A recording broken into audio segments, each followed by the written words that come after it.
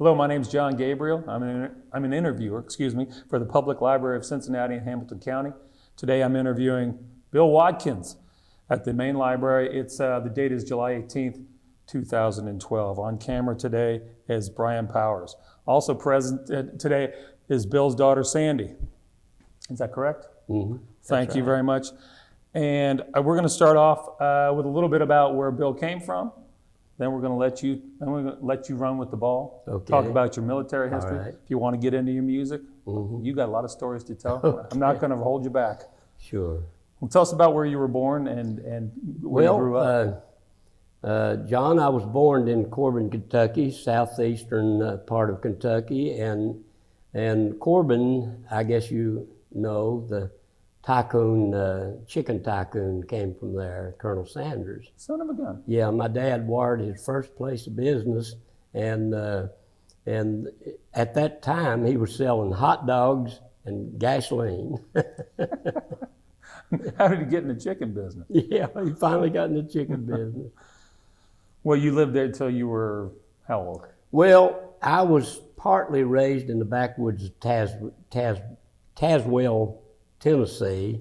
My grandmother raised me in Corbin, my mother's mother, and her sister was in Tazewell, my Aunt Mandy, my grandmother's sister. So she partly raised me, and I love the hills of Tazewell, Tennessee. Is that in eastern Tennessee? Yeah, that would be, let's see, what would it be?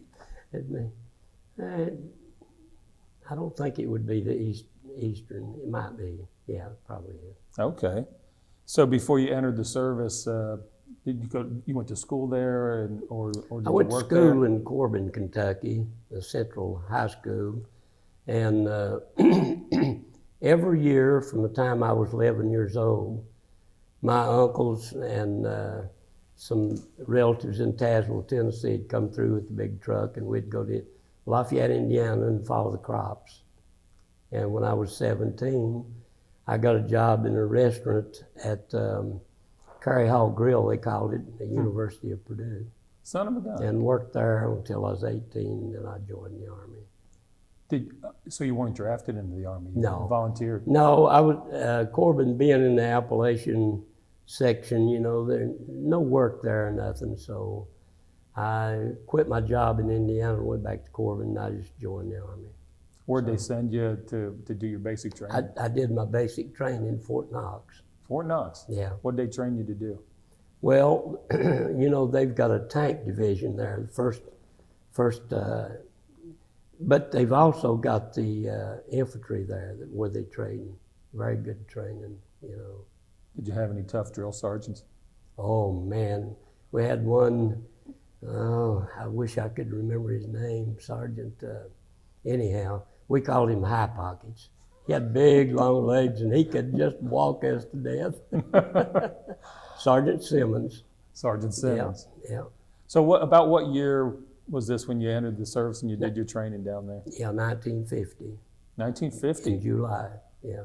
So where were you when you heard about the invasion from North Korea into South Korea? Well, actually the war had started, I think, just before I went in 1950, and it ended in 1953. So I used to make a joke about that. I did come out of the Army in 53. I used to make a little joke about that. I went in 1950 and ended the war and come on out in 53. So you were trained as a combat infantryman? Oh yeah. And then yeah. How long after training till you landed on Korean soil? It was a little while. I stayed in the States a while and painted captain bars and colonels and on the helmets, you know, for a colonel. And I don't remember what his name is. But I went overseas, I guess it was right about 1952. I'm guessing a lot of this stuff because that's 60 years ago. Sure. I've been thinking an awful lot about the war, you know, since you invited me down. So I think it was right about the beginning of 1952 when I actually landed in the war, you know. I see. my first job was a second scout. Well, when you landed in Korea, where did they send you immediately? Well, we, I'm trying to think of all these things, and I wish that I would have done a diary back in those days so I'd know when, and where I was at. But I remember in South Korea, they had straw roofs and dirt floors, and when we got into North Korea, they actually had pretty nice homes, but they were just plain, non-painted, but they had porches and floors and roofs, the best I can remember. So, did you start out then in South Korea and fight your way north? yes, we was in South Korea when I got there. Tell us what unit you were in. And I was in the 1st Cavalry Division, the 5th Regiment, okay. and Able Company, I think it was. What was your rank at this time? Pardon me? What rank were you? I was a PFC right at that time. When I come out of Korea, I was Corporal. I see. Yeah. So when they sent you in, did they immediately throw you into combat, or did they give you some training there? we replaced, I'm sure in America they probably had some stories in the newspaper about Bugle Hill. I was one of the replacements there, and I had met 2 young men that I really liked from Michigan. They worked at the Ford plant there, and Jack Brower was one of them, and Robert Hayden. And we was in line for chow. There was a big long line. And I looked to my left, and those medics, they had those tents, and a big red cross painted on them. And I looked over to my left, and I guess about 20 feet from where we was at, 25 feet maybe. And these GIs were just stacked up there. We had got there the next morning. They had just had the fight, I guess, that night. These are boys who'd been killed on Bugle Hill? Yeah, and they had them stacked up like logs, And what I was told was the North Koreans, I guess, blowed bugles all night and had everybody disturbed. And anyhow, that's the way that story goes. And I remember they had tags on their boots, and they had a canvas thrown across their head. And they were stacked about, maybe 3 feet high. That must have been a shock. And well, the guys was in front of me, and I said, boys, look over here to your left. And we all dropped out of the chow line, because I can imagine their stomach was doing the same. Oh yeah. I thought, boy, what have you volunteered for now? I really knew I was in some trouble there. That must have been some feeling. Yeah. Did they send you right up to the front lines? Well, we right after that, we went in this big field, I remember, and we were all standing out there, the guys, the replacements, and artillery, not artillery, but mortars started coming in. Huh. And I started turning around because this is my first impression of the front lines, and I didn't know what to do. And one of the guys, the old timers there, he was motioning like this, and he was down in the hole. I didn't waste no time diving in that hole. I bet you didn't. No, I didn't. But I started out as a second scout. That was before my assignment to a second scout, we were all, they had all these guns and bazookas and all this stuff laying there in the pile. And there was second lieutenant. He said, now what do you guys want to do? This was before I was assigned second scout. I said, I want to be a bazooka man. Oh boy. and he said, okay, you're the bazooka man. And he started walking off, the lieutenant. And this sergeant, he said, are you good with bazooka? I said, no, I fired one. He said, if you can't hit the target, you better run that lieutenant down and tell him. Because when you fire that thing, they're going to be all over you, the enemy. And I ran the lieutenant down. I told him, I said, I don't know anything about a bazooka. So he took me off of there, and then I got assigned to 2nd Scout. Tell us what 2nd Scout does. Well, I was 2nd Scout for just a very little while. We had a guy there, he was from Hawaii, and I wish I could remember names, but it's been so many years. And the first night that I was with him, there was a little tree off to the left, and it was about as high as a man. And I had noticed that before we got in the foxhole together. And about all those guys were half nuts, you know, he'd been on the front lines for a while. Well, he started firing his M1 into this tree, you know, and it was dark, but you could still, in Korea, they had this artificial moon, you know, they called it. And it wasn't real dark, but you could still tell it was a tree. He started shooting at it, and I made some kind of comment. He said, "No, that's somebody." And he must have thrown about 100 rounds in it. It'd been somebody. It'd been somebody that'd been total lead, you know, that'd been made out of lead. And he kept shooting that tree all night. And I think he was probably battle fatigue and needed to be took out. But that's the story on him. Then when he rotated out, why, he moved me up to 1st Scout, and then they gave me my friend Jack Brower that I was telling you about. Sure. That I met. I met him in Tokyo, 2 guys. As a 1st Scout, what was your job in the Well, platoon? my job was, I worked with the captain and the 1st sergeant, field sergeant of the company commander. But anyhow, they would tell me where to go. They might say, "See that hill over there and that tree," and so I'd take the company there.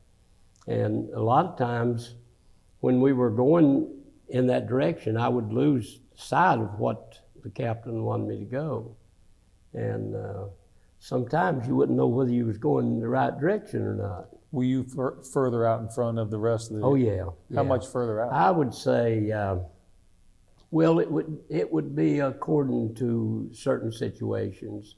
Sometimes I would be maybe 100 feet, you know, and then other times I might be 5 times that far. It was just according, you know. Jack Brower and I, we were told once by Captain Cater, I'll get a little ahead here, that's where the good stories are, I guess. And we were told to go up on the top of this mountain and see where the line of fire was coming from. Well, we climbed the mountain, and I was to the left of the 2nd Scout. He was probably about 100 feet to the right of me. And I was laying on my rifle. We tried to, coming up the mountain, the enemy's not going to see you, but when you get right on top of the mountain, that's where the trouble is, you know. And we tried to crawl right up on top and tried to stay as low as we could. And I had my head laying on my M1 rifle, looking in that direction there. And all at once I decided, I know my mother was praying right here. I know I was, all the time I was on the front line. But just as I raised my head off of my rifle, the wood from my rifle flew up in my face. No kidding. Yeah, it just, I'd say a split second. And whatever reason was, I decided that I needed to look in the other direction. And just as I raised my head up, I'd say like that, the wood flew. In other words, the sniper on top of the other mountain had to pull the trigger. He was going to kill me, and then he was going to shoot my 2nd Scout anywhere he could, because he knew that chaos was going to happen when he shot me. You know, Yes. He's going to kill me. And a sniper, what a sniper does, he takes everybody out he can to keep out of the war. You know, we're a threat to his people. So he was going to kill me and hit my 2nd Scout anywhere he could. So they told us, when we first went up on the front lines, we were greenhorns, and everybody called us greenhorn. We knew we was. We know nothing. We had to depend on the old timers, you know, to stay alive. And we were told, you stick your butt up and you keep your head down and you pray you'll get hit. Well, my buddy, he wasn't doing that, I'm sure, but the sniper was going to hit him just anywhere he could because he knew he had to fast. Well, I come off the hill, the top of the hill, backwards. I didn't even take time to turn around.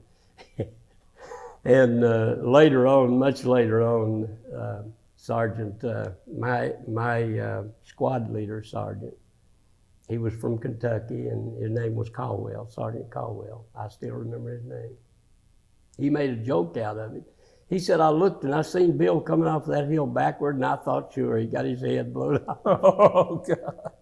So what I did, I scooted back to where he couldn't get another shot at me, and I ran over and got my buddy and drug him off the front line. He was in a panic, and he knew he was hit, but he didn't know where. And the medic come up there, and oh, we had the greatest medics in the world. I mean, if you get one of those guys to patch you up, you're going to get a good job because they know how to keep you alive. Wow.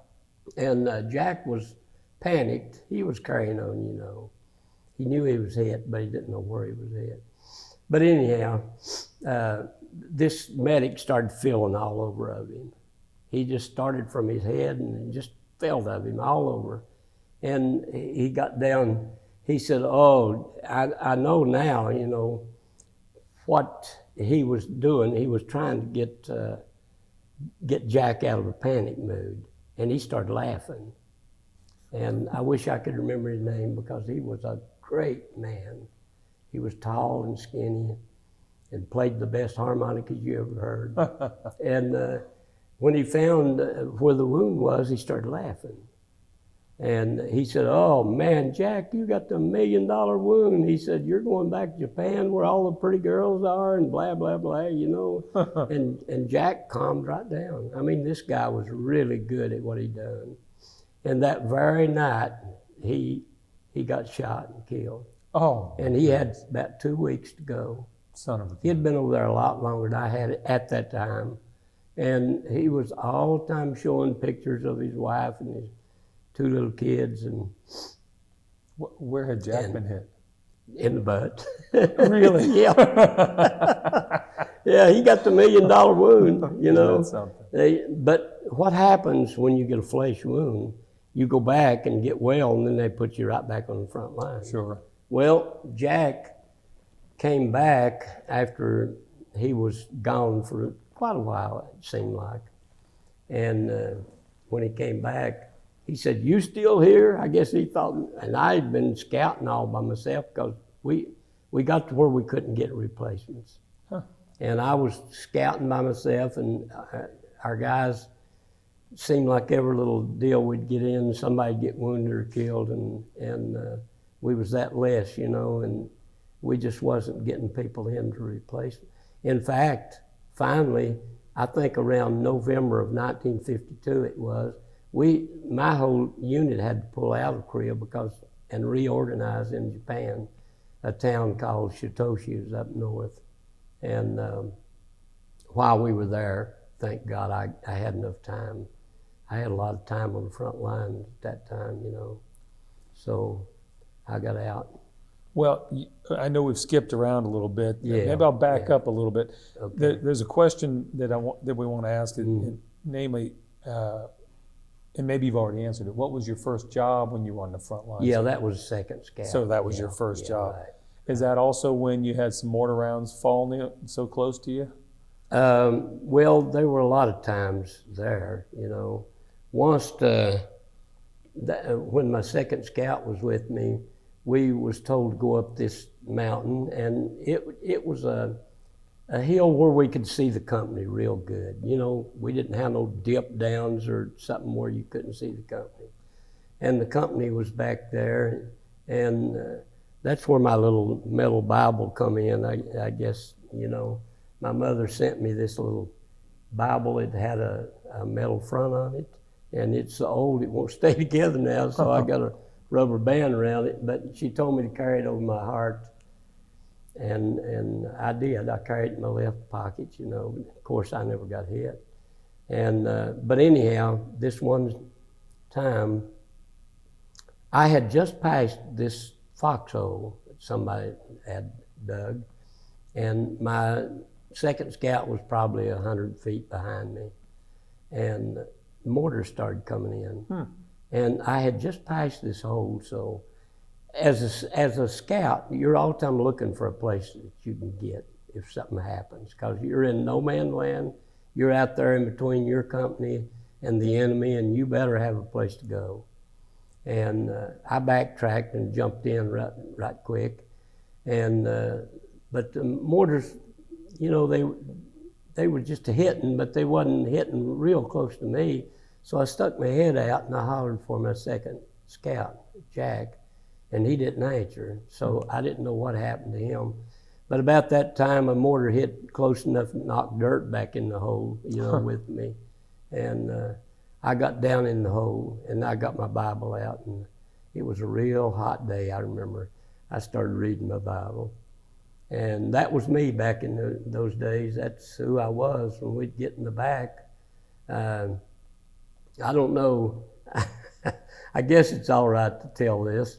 The government supplied us with beer and cigarettes. They didn't cost you. And I guess the officers got whiskey, as far as I know, because a friend of mine, Kurt Jarvis, that was also a foxhole buddy with me, him and I played music. I had a guitar, a mandolin that cooks would carry for me. And when we got in the back, like a rest area, we would play and sing bluegrass to the guys. And then the officers would have us come over, and we'd throw a little party for them, and we'd get to drink their whiskey too. So if my mother would have known it, she was a very religious woman. She'd have been on the White House lawn. But I never would tell her those things because I knew how it troubled her, you know. Yeah.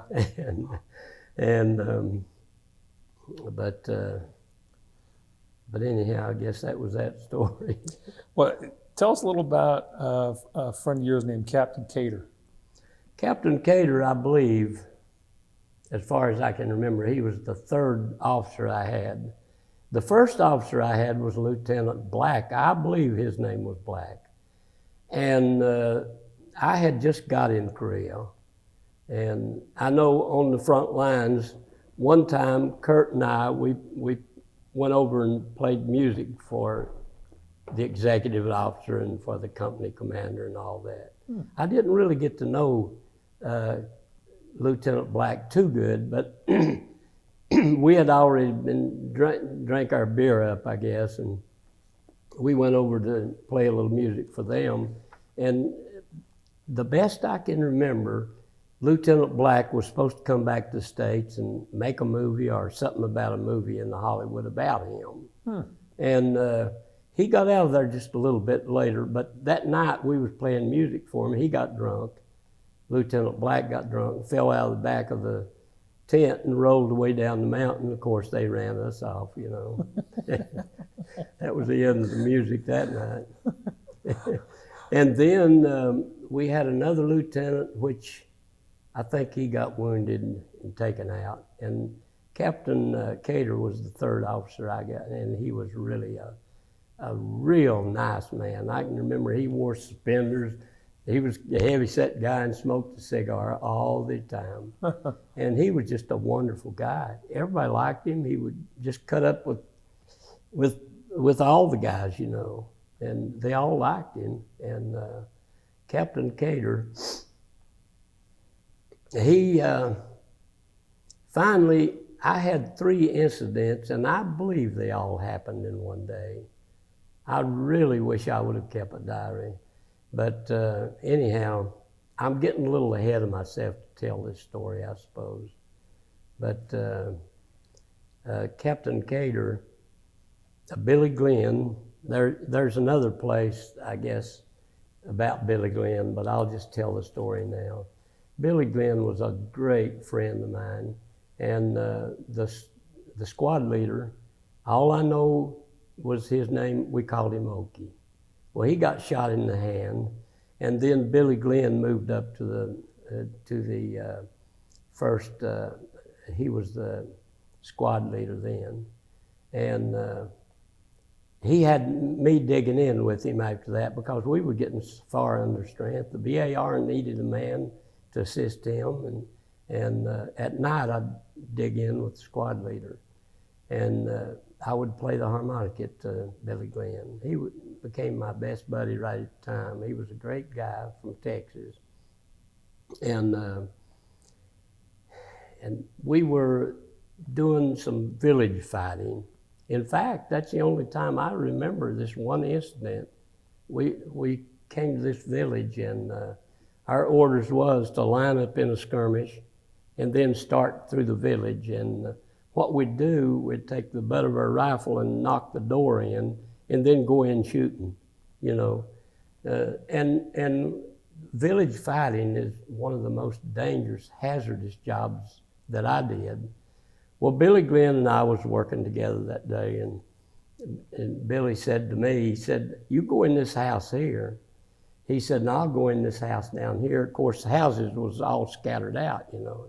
That's what made it dangerous, because the guys all started out, you know, and together, but they got mixed up. And in combat, you see something move, you shoot it. And then you worry about what it is later.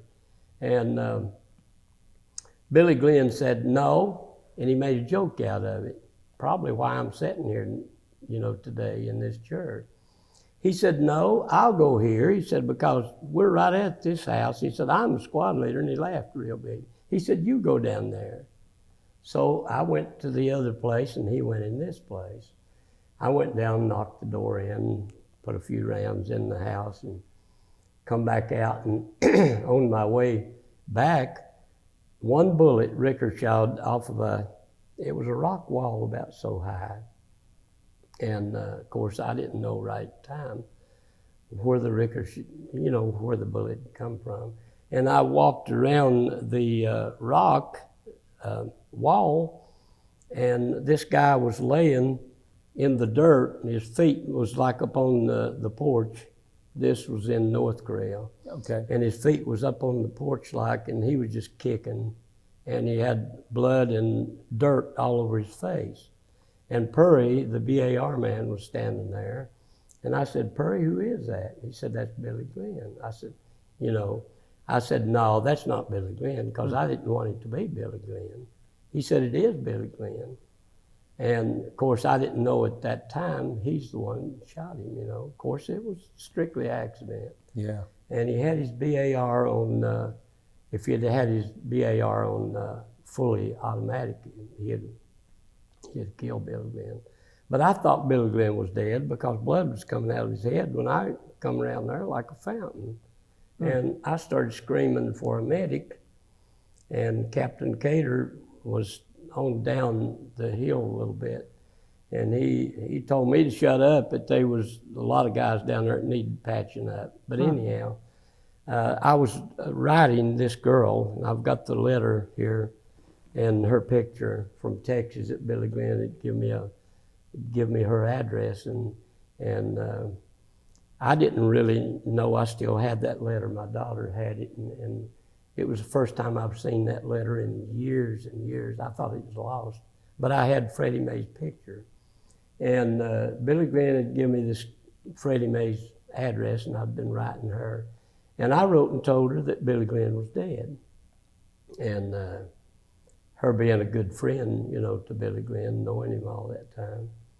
And by the time I got a letter from her back, she said, "No, Billy Glenn's not dead. He's here in the hospital, the VA hospital." Huh. And they put a silver plate in his head. And she said, "He asked me to ask you in a letter if we got the enemy that shot him." And the psychiatrist, I guess it was, had told Billy Glenn that he had the type of amnesia that he would never remember what he didn't want to remember. And Freddie May told me that he didn't remember nothing about the war. Son of a... And that was really puzzling to me, being 18 years old. I just couldn't understand that. You know, we'd been together, and I really liked Billy, and I knew he liked me, but he didn't know who I was. Didn't know anything about the Korean War. Son of a... And she wrote back, and in this letter here, she said something about Billy Glenn. And but later on, he got out of the hospital and started to cross the street and got hit by a car, and his legs broke, and right back in the hospital. So I wish when I got out of the service in '53, I'd went to Texas and seen him, but I didn't. And that's another story, though, you know, Frontline story. Well, when you getting back to the BAR man, was he coming in another door while Billy Glenn was going in this door? Purry, how did that happen? No, what happens when you're village fighting? The men get all disorganized, and Billy Glenn had come in view of the house just as Billy Glenn was coming out of the door. I think he shot him there, and then he wobbled on up and fell, you know, where he fell. I see. Yeah, I think that's the way it happened. Mm-hmm. And I didn't know right at the time that, of course, it was strictly an accident. But I can tell you this, Purry, he was also from Kentucky. And I'm not for sure just where, but I knew Purry very well. In fact, we had to know where Purry was every night, because he should have been taken off the front lines a long time before they finally took him off, I think after he shot Billy Glenn. Oh boy. But we all wanted to know where he was at, because he had opened up this BAR and he'd just shoot everything. And the story on him was, he was in a foxhole with his BAR, and I guess it was Chinese, either that or North Koreans. But this is the story I got, that they would fight by night. You know, our enemy would move by night because they couldn't do much fighting during the day. We had our force out there just scraping them every time they seen them. Mm-hmm. So they would fight by night, and they was very good at night.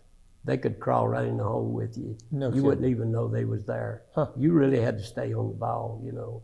And a lot of those guys would just shoot in front of the foxhole every once in a while to make sure they didn't crawl in with them. But the story was that one had crawled in the hole with him, and he had just got out in time, you know, to get away from him. Oh my gosh. I don't remember the story for sure, but anyhow, after that, well, he was just trigger happy.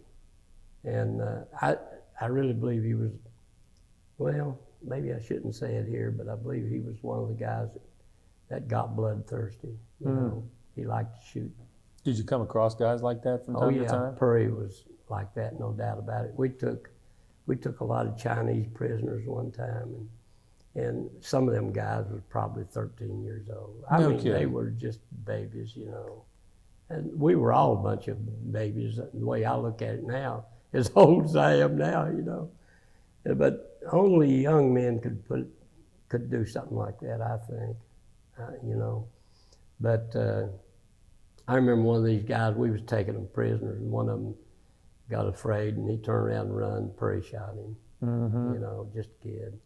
But that's war for you, you know. And then you'd walk along a path, and I remember, what was the name of this place? Chungcheon. We walked 3 days and night getting to Chungcheon, and our orders was we had to be there on that day because that's when the Air Force was going to strafe Chungcheon, and we, the infantry, was going to clean up behind them. What they didn't get, we would. Mm-hmm. And I remember walking up that mountain side. Oh, those mountains were treacherous. And I remember I didn't know whether I could get on top of that hill or not, because we was laying down at night 2 and 3 hours and getting right back up and on the move again. Oh boy. But we made it. And we sat down on top of that mountain. That was the best rest I'd had in 3 days, just sat down up there. And we watched the Air Force come down, and all those pilots, those young Air Force pilots, they were the best. In those jets, they'd just come down. You'd think they was going to hit the mountain. No, they'd just, like an elevator, they'd come right up. You could actually see those guys. Wow. That brings a story to me when I was a greenhorn. I was laying up on top of the mountain, and the Air Force was scraping the next mountain because our enemy was usually, it might have been 5 miles to walk down the mountain and go through the valley and come up the other side. But it was a very short distance from mountain to mountain. And those airplanes was coming in right, we were laying on this mountain, and they were coming in, and they would come down so low that you could actually see these guys and see the pilot. And I remember they were shooting these 50 caliber machine guns right over us, and they had metal links, you know, to hold them together. And those links were just falling everywhere, and I reached and got one. I'm telling you, I turned it loose quicker than I picked it up. It was hot? Was red hot. I dropped it a lot quicker than I picked it up. But anyhow, Chungcheon, this was probably a long time after that. I wasn't no greenhorn by this time. And we went down the mountains when the Air Force got through scraping and bombing them. And they would drop these little, they call them reconnaissance airplanes. They'd come over and scatter these little, they look like Piper airplanes. They'd drop all these little notes all over the ground. I mean, just everywhere, telling the people, you know, ahead of time, get out of here because this is a war zone, you'll be killed if you don't. So the people that stayed, they knew better because, you know, of all the papers. And we went down the mountainside, and I remember there was a lot of Koreans. They was all stacked up. They were all together in one place. And I don't know what the word bonsai means, but they were, I still remember the words they were saying. They were saying bonsai, bonsai, and waving at us, you know, and they were afraid we was going to shoot them, I guess. Huh. And but anyhow, they were just civilians, you know. And I went on, we went on through there, and pretty much there wasn't nothing there. There was one guy in a foxhole, and he was dying. I knew he was. And I was first scouting, naturally ahead of the others. So he had a rifle standing up by him. He didn't even have a hold of it. And he was crying like, you know, making noises. So I just kicked the rifle away from him because he didn't have too much longer. But I went on about my way, and when I got a little ways up there, I heard one fire shot. And it was prairie, no doubt about it. But, which was probably good, you know, in time of war, the guy was probably suffering. But anyhow. So did you fight normally against the North Koreans or the Chinese? It was the North Koreans. At when I first went over there, we was fighting North Koreans. And I guess this was 1952. It might have been early, it might have been late. But I was over there when we started fighting the Chinese, because, and that's another thing even today that I find strange, because we got all the way to the Yellow River, they called it. I think it's also called the Yellow Sea. But we got to the Yellow River under General MacArthur's command. And when we got there, I remember there was a guy there. He was probably 18 or 19, baller and a beat. And I thought, how could this guy not have no hair at all? And I've not today, of course. But this guy was real young, and he stood with his back to the Yellow River, and I'll never forget what he said. We was all scared to death because MacArthur was going to take us across the Yellow River and into China. But anyhow, I'm getting a little ahead of myself to tell this story. Go right ahead. But anyhow, this guy stood, we were all back this way from the Yellow River. He was standing right at his back to the Yellow River, and I guess he was wanting to cheer us up. Everybody had a long face because we knew good and well was really in trouble if we crossed that river, because we had run, all of our enemy was across in China. I mean, we had that place cleared out with General MacArthur under his command. And he said, I always wanted to go to China. So that was his deal, you know, getting us all, brighten us up a little bit. He always wasn't, you know, not under those conditions, I don't think, but anyhow. When did you first run into the Chinese? Yeah, that was, I'll back up a little bit. Let me just go a little further here. When we got to the Yellow River, President Truman had to fire General MacArthur because the United Nations was saying, no, we're not going to China. MacArthur was saying, yes, we're going. And he would have went. So Truman fired General MacArthur and brought General Ridgway in. And Ridgway took us back to what they called the imaginary 38th parallel line. Is back probably right at Seoul, Korea. And I think that's what South Korea is today. But MacArthur said, I won't do that. I won't have the blood on my hand. And every day when Ridgway followed orders, it wasn't his fault. Right. But it was somebody's fault. Every day we'd go back up on patrol, you know, the land that we'd already taken. We'd go back up there and somebody get shot or wounded. Not every time, but every once in a while. You know, you'd run into the Chinese or something. And we just gave that all back to them, you know, after we took it. So I think General MacArthur is one of the greatest generals we ever had.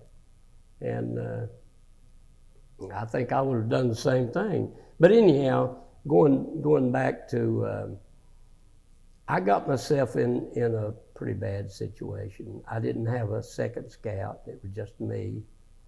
And we had a lot of men which I needed a second scout for sure. But I was walking down this, it looked just like a country road to me, you know, being an old country boy. And it was just drizzling rain a little bit, and I had to butter my rifle up, and once this guy stuck his rifle out of the hole, I seen, it might have been 50 feet. It wasn't very far. And again, that's where a blessing really happened to me, because as soon as I seen that rifle barrel, I just fell. I hit, because here I am walking down the road, and my rifle with the rifle barrel, you know, pointing down towards the road, and it fell behind me when I dropped. And the guy fired his shot about the time. I don't know, but he must have thought I was dead, because I laid there for the longest time. It seemed like it might not have been too long, but I laid there while he shot over my head, my company shot over my head. Oh my goodness. So I thought, well, if I don't move, this guy will think I'm dead, you know. So I didn't. I laid there. And Captain Cater called in a tank, and the tank rolled right up. I'm laying here, and the tank rolled right up between me and the guy that was shooting, you know, out of the hole. And I should have jumped up and run, but I was doing so good at staying alive, I just laid there. So this sergeant, he was a master sergeant, he was hollering something down to me, and you got two big Chrysler engines on them tanks, and I don't think they had a muffler. If they did, you would never know it. They was so loud, you know. And I couldn't understand what he was saying. His mouth was moving, but I couldn't understand what he was saying. And finally, he got down there and screamed so loud, he said, "Get the hell out of here." And that's what he said. So, and I jumped and run, and that's how I got away that day. Then we backtracked about 5 miles, and Captain Cater told me, I was a nervous wreck at that time, and Captain Cater told me, he said, we're going up this hill. He said, you go ahead and go on up there. He said, they won't be nothing up there, because we've come back 5 miles. Well, we found out up there where we were we found out that there was Chinese everywhere up there. Son of a gun. And that's the day that we knew we was fighting Chinese. Because we had 2 interpreters, and neither one of them they didn't know what the Chinese was saying back in this hole, you know. And they was talking to them, and yet they didn't understand Chinese. And I thought, you know, being so close to China, you'd think that those North Koreans would be able to interpret that. But anyhow, the captain, he said, I want to volunteer to throw a hand grenade back in there. And my buddy Robert Hayden, he threw one back in. So anyhow, we backtracked back, and I went on up on top of the mountain. I didn't get on top of it, and that's where I made my mistake. I got almost on top of that mountain, and it was a terrible hot day that day. And I'd already laid out there, you know, in between my company and this other guy. And it had quit raining at this time, and I was almost to the top of that mountain, and the sun was shining. And I took everything I had off from the waist up. And my rifle, believe it or not, it was under everything else. Not a very good first scout, I'll tell you. but I just knew there wasn't nothing back there. We had come back so far. And I'm sitting there, and I heard something behind me. And I turned around and I looked, and this, probably a Chinese, had this burp gun, and he just froze. It was almost like looking at a picture. When he seen me, I guess it startled him, you know, I guess. But anyhow, I knew that if I run real fast, maybe I could get away from him, because I just crawled up around this little bluff, which might have been 5 or 6 feet high. I knew if I could get over that, I'd get away from him. Anyhow, I jumped up immediately and started moving. And when I started moving, he started shooting the burp gun. Oh, man. Now, burp gun was supposed to be the fastest weapon in the world at that time, but it was jammed, and it would jam real easy, and it wasn't very active if you wasn't real close to somebody, you know. But he could probably kill me.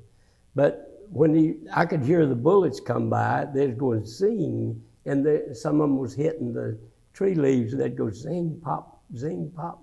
And I jumped over this cliff, and when I did, I think I was running, crawling, rolling, all at the same time. Because I do remember I'd see daylight, and then I'd see it be kind of dark, you know. I was rolling.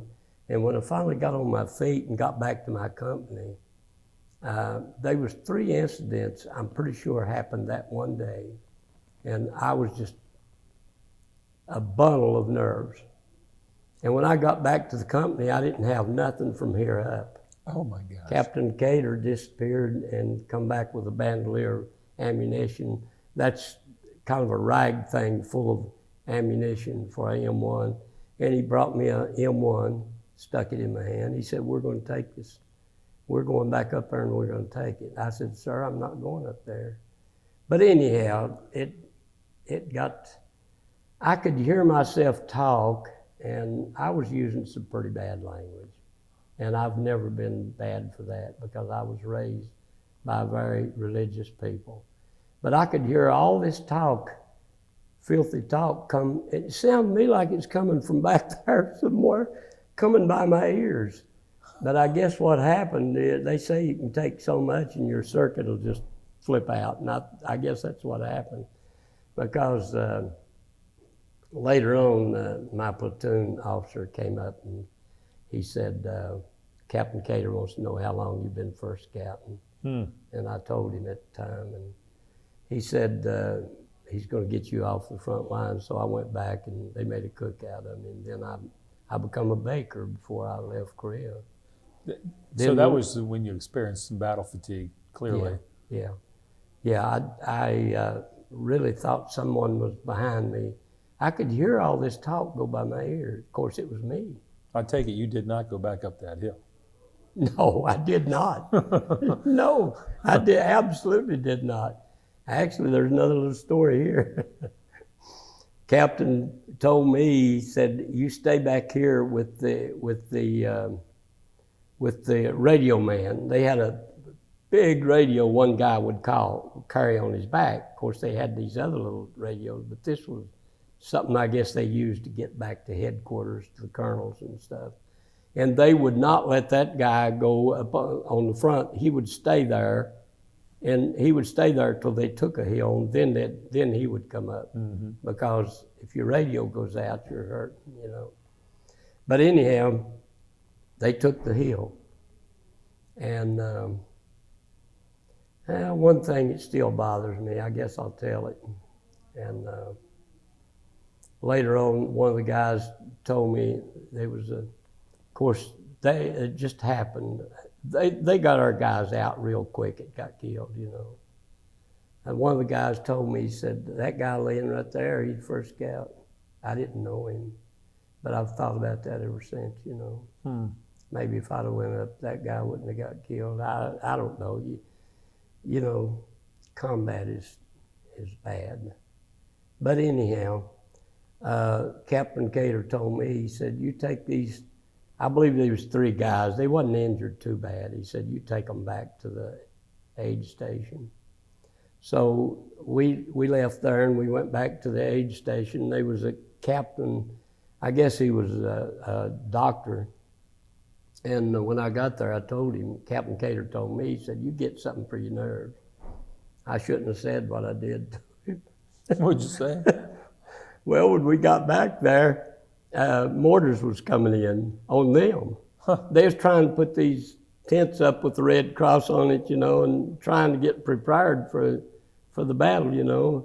And every time they'd get up to do something, mortars would come in. They'd have to hide again. And finally, I got to the captain and I said, Captain Cater told me to get something for my nerves. He cursed me out. He should have been taken off the front lines too, you know.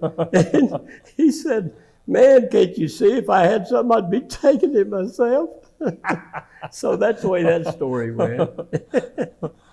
And I went back that night to go back up on the front lines.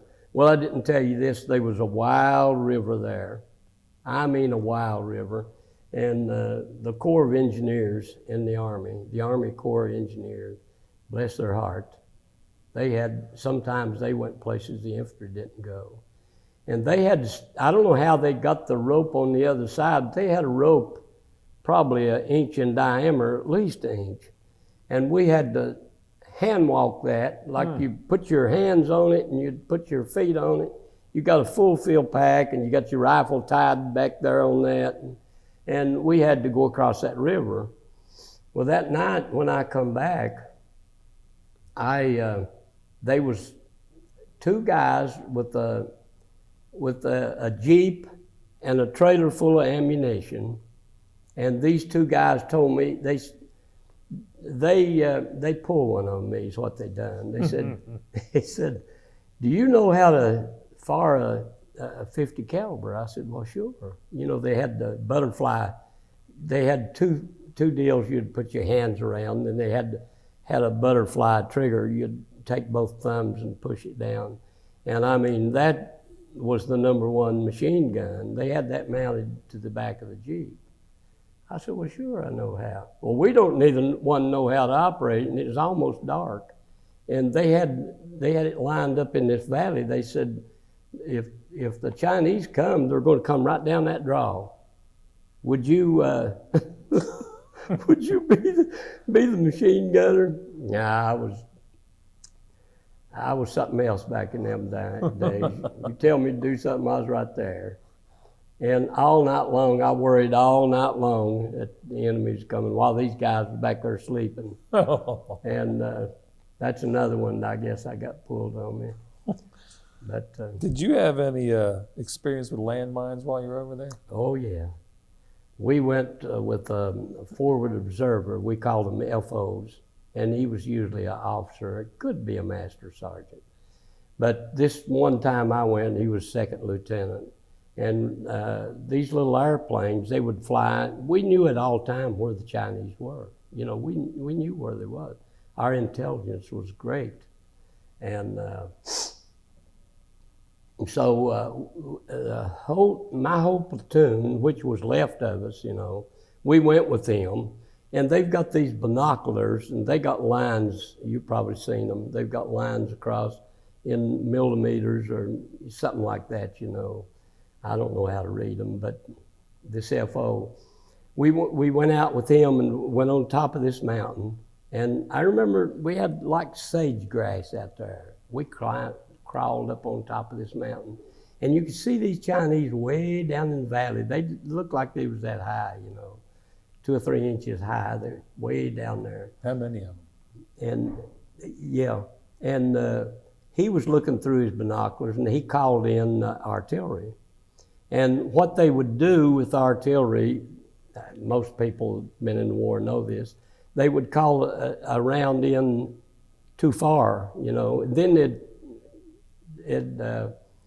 call in a round, under these guys, and then in between that was the main target, the way they looked at their field glasses, sure. I guess.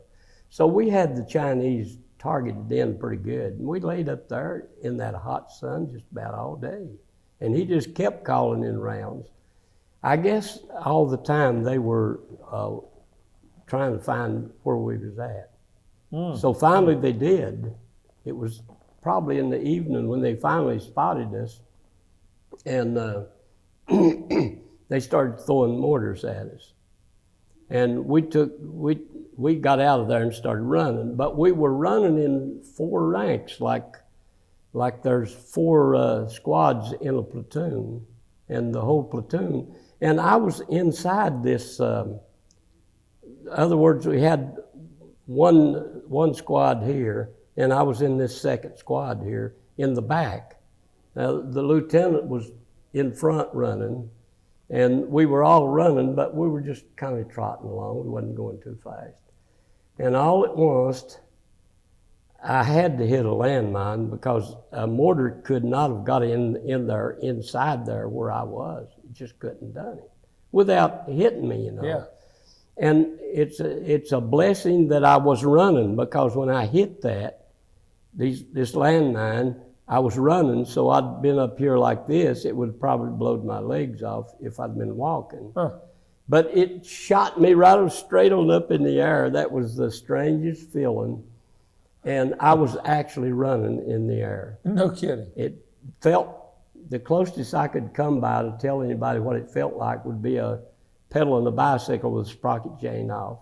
I was actually running in the air. Oh my gosh. And when I hit the ground, I was really moving. I outrun that whole platoon. I outrun the lieutenant. And when I got to the edge of the woods, I just couldn't go no further. And I was laying there and I couldn't get my breath. I had ran so fast, so hard, so long that I was dying for breath, and I was going, trying to breathe, it just sucking the wind in, trying to pull it in. And finally they got there, and the guy that was over here by me running, he said, "Watkins," he said, "I just knew you took a direct hit." Huh. He said, "That cloud of smoke come up around you, or dust come up around you." And I remember I took a lot of that in my lungs. I was breathing, and my eyelids, never been that way before. It turned them wrong side outwards. I had to flip my eyebrows back down. But, that's war for you. Now you've talked a lot about things today where you were targeted. I mean, you were right out there. Now there was a time in there when the only thing I know him by, he was a black man. His name was Gus.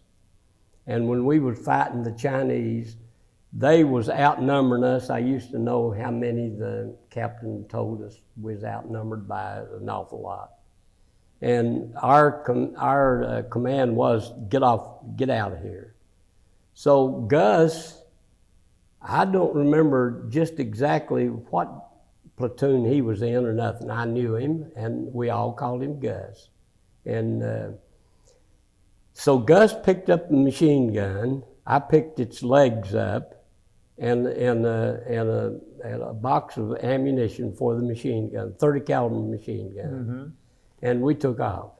And we was on top of this mountain, on top of this ridge, walking on top of the ridge, and in between Gus and me, a round come in. Oh boy. And hit, and it just drove him right down in the ground, and it picked me up, and I flew like a bird down that mountain. Oh my God. And when I jumped up, I was halfway addled, but I knew to get my helmet first. They told us, you always keep that helmet on. We don't want no head wounds. So I ran and got my helmet first, and then I got everything else and got up on the path, and we started walking. And Gus, it wasn't very long. He set the machine gun down. He said, I feel something warm running down my leg. And right on his leg, before you'd get down to the inside of his knee, you know, on the inside, he had a gash about like that where he got a piece of that shrapnel. Huh. And he just tore his pant leg back like that, and he was bleeding. And I'll never forget this, and as long as I live, he had to be a top-notch man. His parents must have been the greatest people on earth. Now, he told me he was from close to Cincinnati, and his daddy was a preacher. And he'd been over there about as long as I had. And we got down to the bottom of this mountain. I remember passing this one couple that was carrying a stretcher, and the blood was running out on the ground, you know, because the stretcher was up so high. But anyhow, we got back to the medic station. This would all be in my paperwork, you know. And he went in first. And I'll never forget what he said. Him bleeding. He said, you better check Watkins out. He said he flew like a bird up on top of the mountain. And so one of the medics took me out to this field. It was a beautiful day, really, and give me a shot of morphine. And they had it in little tins back then. This was 1952. It was in little tins with a needle on the end of it. And they would just stick it in you and push all that fluid out in you, you know. And it was morphine. And then he stuck it in a buttonhole. He unbuttoned my fatigue and stuck it in there. He said, don't let nobody else give you another shot of morphine. He said, it'll kill you. And laid me down because there was so many people that day getting hit, you know. Yeah. The medics really had their hands full. And they thought I was internally hurt. So I don't know how long it was after that, but one of the medics come out there and said, how do you feel? I said, oh man, I feel beautiful. I was laying there watching these clouds, you know, and trying to make horses out of them and this and that, you know. Yes. And you could have cut my head off and I'd laughed at you. I mean, goodness. That's the only time I guess I've ever had that much, you know. I've done my share of drinking, but I have never even smoked a marijuana because that wasn't what the kids done. Sure. I'm sure if I'd have been around back then, I'd have probably done it too. But anyhow, he come out there and asked me how I felt. And I said, man, I feel beautiful. He said, I guess it was plasma they had back then, 1952. He said, do you feel like going and holding whatever it was, you know? He said, we got this guy, we got to get him back to the doctors, he's dying. I said, no, I feel good. So I sat on the side of the Jeep and held this, and they had little places, you know, in the back of Jeeps, you could lay a stretcher. And this guy was on it. And I was holding it, and we were driving real slow, you know. It was a bad road, really. And all at once, I'll have to tell this, I guess, because it's a pretty good story. It's how things happen in war. All at once, this guy started passing air. Oh boy. You know, real bad, real loud. And the driver, he said, well, we don't have to worry about hurrying now. I said, why? And he told me, he said, well, he just died. He said, everything in him is dead now. Huh. You know, what's alive when you go to sleep at night, what takes care of you, it's all dead now, so it's all out of him. And I was just a kid, and I thought, well, I've learned something there. Son of a gun. He said, yeah, he said he's dead now. He said nothing in him is alive. So, you know, we don't think about our bodies, how there's a little city in here, you know, and it's ruled by our brain. We don't even know what's going on. And so that's war for you. Well, Bill, I think we're about out of time here. And frankly, I think we've only touched the tip of the iceberg. I know you had a great career after you left the service, but this was a terrific interview, and I thank you for your time. I thank you, John.